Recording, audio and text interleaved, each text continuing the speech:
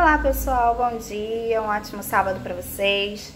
Hoje eu venho falar sobre responsabilidade.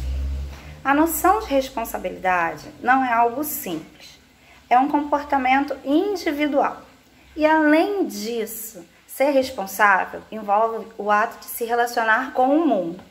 Muitos adultos ainda não desenvolveram o conceito de responsabilidade em sua totalidade.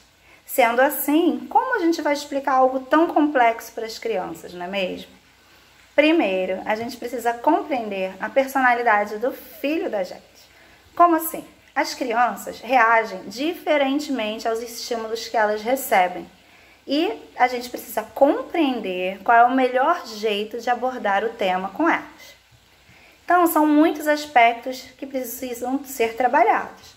A criança precisa entender que é muito importante ela ter, primeiramente, os cuidados pessoais e depois a relação com a sociedade, com o consumo consciente e o comprometimento com o outro. São diversas facetas que constroem um comportamento responsável. Então, primeiro, a gente precisa respeitar o desenvolvimento biológico. Isso quer dizer, a gente não pode pular etapas, a gente precisa atribuir responsabilidades conforme a idade dos nossos filhos. Depois, a gente tem que transformar boas atividades em hábitos. Então, a gente precisa incentivar que ele faça pelo menos as suas atividades diárias de higiene, como escovação de dentes, escolher a roupinha que ele vai sair, se vestir sozinho, escovar os dentes sozinho, arrumar a cama, mesmo que seja do jeitinho deles. A gente precisa ensinar a eles que eles conseguem fazer sozinhos e com isso a gente aumenta a autonomia da criança, que é a capacidade dela saber que consegue fazer sozinho.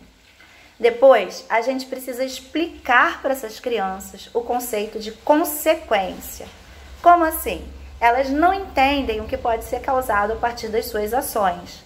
Então, a gente precisa fazer com que elas compreendam que tudo que é feito causa uma reação que vai fazer com que elas comecem a pensar nos desdobramentos do que estão fazendo e que elas tenham mais cuidado ao agir. Toda ação tem uma reação. A gente vai estabelecer metas pequenas e a gente vai elogiar quando eles conseguirem fazer.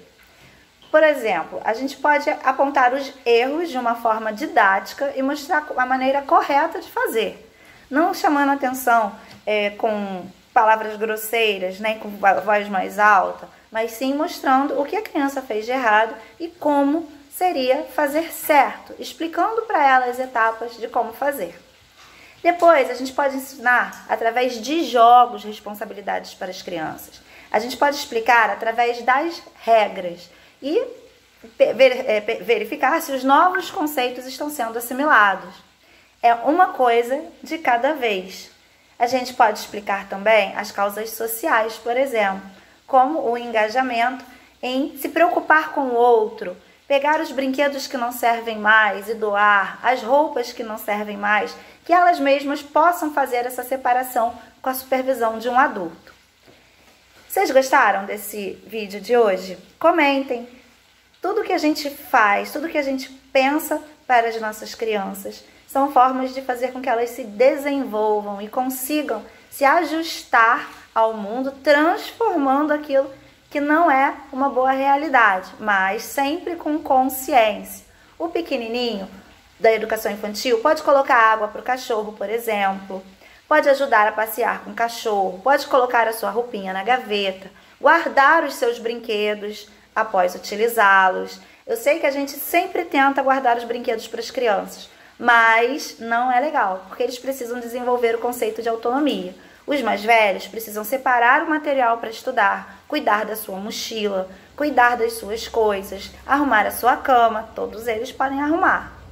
Então, qualquer dúvida, qualquer coisa que vocês queiram falar, podem me procurar. Sou Mônica Miller, orientadora educacional da Aquarela. Até a próxima semana. Tchau, tchau.